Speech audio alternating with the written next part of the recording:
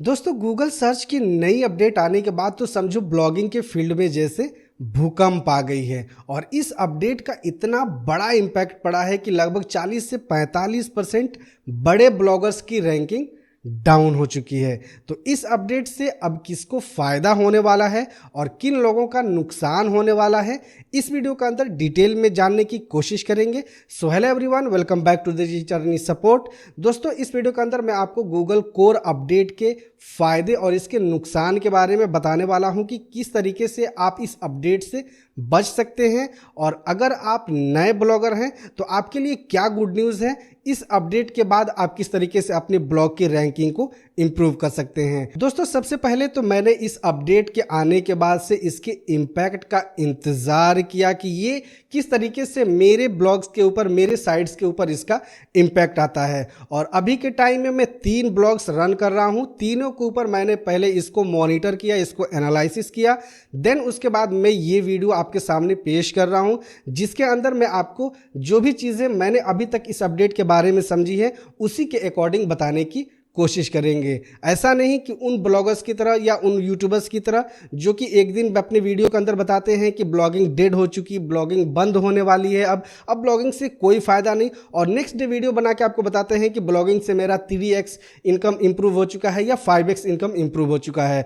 तो ऐसा बिल्कुल भी नहीं है। मेरा मोटिव आपको होस्टिंग बेचना नहीं है, मेरा मोटिव है आपको सही इंफॉर्मेशन देना जिसके बेसिस पे आप डिसाइड कर पाए कि आपको ये वर्क करनी चाहिए या नहीं करनी चाहिए। ओके तो दोस्तों यहाँ पे इस वीडियो के अंदर सभी साइट्स के डेटा यानी कि इंफॉर्मेशन को शेयर करना, उसके एनालिटिक्स वगैरह को शेयर करना तो पॉसिबल नहीं है, क्योंकि उसके अंदर बहुत सारे ऐसे इंफॉर्मेशंस होती हैं जिन्हें हाइड करना ज़रूरी होता है और वीडियो में बार बार ब्लर करने से मज़ा भी नहीं आता है। तो इस वजह से मैं सभी साइट्स का डेटा तो आपके साथ शेयर नहीं कर सकता, लेकिन मैं अपने मेन ब्लॉग का इनकम यानी कि अपने गूगल एडसेंस का डैशबोर्ड आपके साथ ज़रूर शेयर करूँगा और वहाँ पर मैं आपको इस इम्पैक्ट के बारे में बताने की कोशिश करूंगा कि ये अपडेट आने के बाद से किस तरीके से हमारी इनकम और भी इंप्रूव हो गई है और क्यों इंप्रूव हुई है उसका रीज़न भी बताऊंगा। ओके तो यहाँ पे हम गूगल एडसेंस के अंदर आ चुके हैं। पेज को मैं एक बार रिफ्रेश कर देता हूँ ताकि सारी चीज़ें बिल्कुल आपके सामने रहे। जो इन्फॉर्मेशन हाइड करने वाली है वो मैंने ऑलरेडी हाइड कर दी हुई है।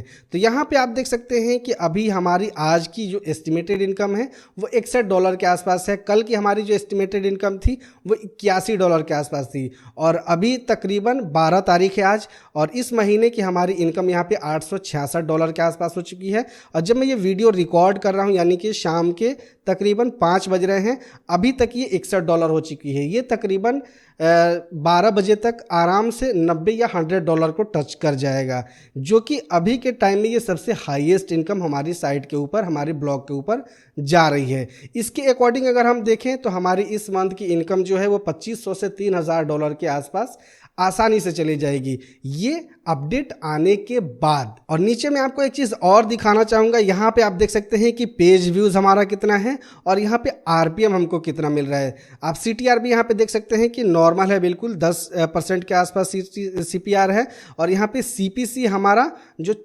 $0.14 के आसपास है। इसके अकॉर्डिंग यहाँ पे मैं एक चीज़ आपको इन्फॉर्मेशन बताना चाहूँगा कि यहाँ पे पेज व्यूज़ देखिए और यहाँ पे हमारा इम्प्रेशंस देखिए।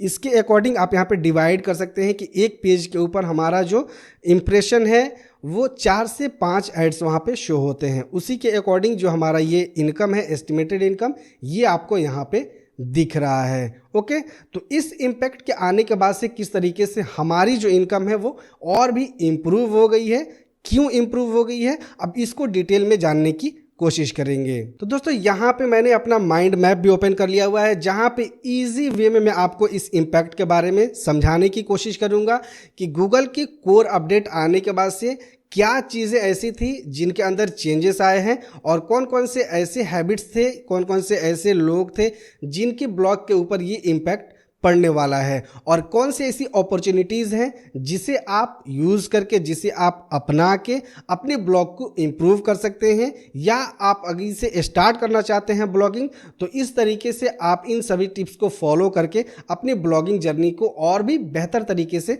सक्सेसफुल बना सकते हैं।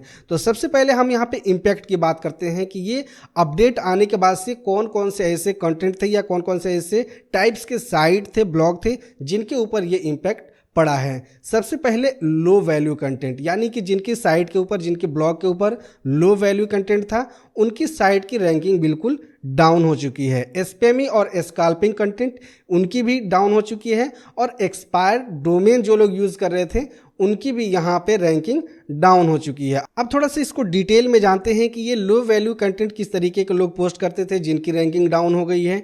तो जो लोग भी एआई का यूज़ करते थे और एआई से कंटेंट लिखवा के उसके अंदर कुछ थोड़ा बहुत मॉडिफिकेशन करके उसको पोस्ट कर देते थे, उन लोगों की रैंकिंग बिल्कुल डाउन हो चुकी है। और ये गूगल को करना भी बहुत ज़रूरी था, क्योंकि एआई के आने के बाद से लोग इतना ज़्यादा एआई का यूज़ करके कंटेंट को प्रोड्यूस कर रहे थे, जिसकी वजह से ये एआई को भी समझना मुश्किल हो जाता था कि भैया हम कौन सी इन्फॉर्मेशन अब लोगों को दें। ठीक है, तो ये अपडेट तो ला करके गूगल ने बहुत अच्छा काम किया है। जो लोग मैनुअली काम करते थे भाई, पूरा दिन लगा के एक ब्लॉग पोस्ट लिखते थे, उनके काम की कोई महत्व ही नहीं था, सिर्फ लोग एआई से लिख करके और उसको पोस्ट कर देते थे। तो अगर आप अपनी साइट के ऊपर लो वैल्यू कंटेंट डाल रहे हैं, मिक्स करके कंटेंट को डाल रहे हैं, तो ऐसा अगर आप करेंगे तो आपकी भी रैंकिंग डाउन होने वाली होगी, या आपकी रैंकिंग ऑलरेडी डाउन हो चुकी होगी।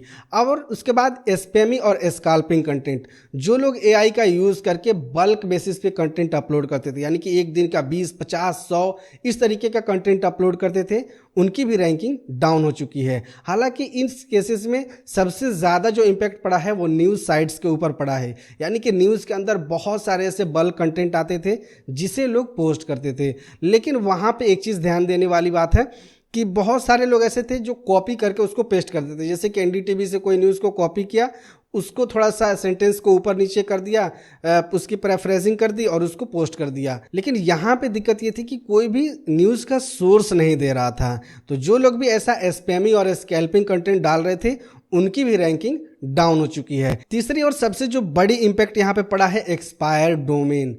बहुत सारे ऐसे बड़े ब्लॉगर्स थे जो कि एक्सपायर्ड डोमेन महंगे दामों में परचेज कर लेते थे। और वो क्यों परचेज करते थे कि उसकी डोमेन ऑथोरिटी ज़्यादा होती थी।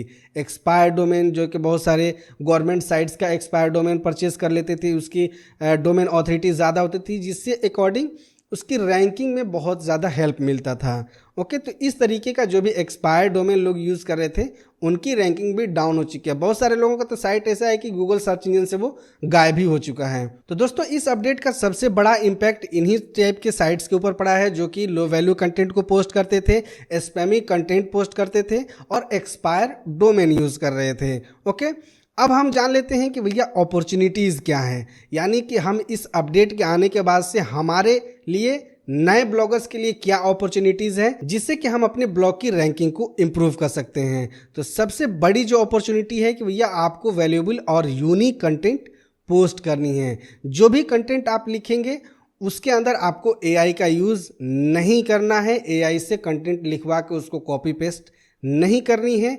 एआई से ओनली आपने रिसर्च करनी है, आपने कंटेंट मैनुअली लिखनी है, और जो भी कंटेंट आपने लिखनी है एटलीस्ट वो 1000 वर्ड का तो होना ही चाहिए। उसके अंदर आपने बेहतर तरीके से उसकी पैराफ्रेजिंग करनी है, उसके अंदर हेडिंग्स वगैरह लगाने हैं, और मे भी हो सके तो आप गूगल सर्च में जा करके वहाँ से आप पीपल ऑल्सो आस्क उस तरीके के क्वेश्चंस को वहाँ से लेकर के उसका आंसर खुद से तलाशने की कोशिश कीजिए, या एआई के मदद से रिसर्च करके वहाँ से आंसर निकालिए और उसको अपने वर्ड में यानी कि मैनुअली लिख करके अपने ब्लॉग के अंदर इंक्लूड कीजिए, जिससे कि आपका ब्लॉग वैल्यूएबल और यूनिक बन जाए। इसके बाद तीसरा जो हमें काम करना है कि अपने कंटेंट की कंसिस्टेंसी को मेंटेन करना है। हमें बल्क लेवल पे कंटेंट पोस्ट नहीं करने हैं। अगर हमें 2 पोस्ट करने हैं तो डेली हमें 2 पोस्ट अपलोड करने ही करने हैं। अगर हमें 1 पोस्ट करनी है तो हम डेली 1 पोस्ट करेंगे। जैसे कि मान लीजिए आपका कोई टेक ब्लॉग है जिसके ऊपर आप टेक्नोलॉजी से रिलेटेड इन्फॉर्मेशंस वगैरह शेयर करते हैं। अगर सॉल्यूशन से रिलेटेड है तो वहाँ पे आप 1 से 2 या 3 ब्लॉग डेली पोस्ट कर सकते हैं। ओके, अगर मान लीजिए कि आपका न्यूज़ साइट है तो न्यूज़ साइट के ऊपर जो भी आप पोस्ट करेंगे वहाँ पे कोशिश करें कि आप ANI या बड़ी न्यूज़ जैसी एजेंसीज का सोर्स देने की कोशिश करें। ओके, और बल्क लेवल पे एक बार में कंटेंट पोस्ट नहीं करें, कंसिस्टेंसी को मेंटेन करें। उसके बाद जो आपने तीसरा काम करना है कि आपने एक्सपायर डोमेन बिल्कुल भी यूज़ नहीं करना है, आपने फ्रेश डोमेन रजिस्टर करनी है।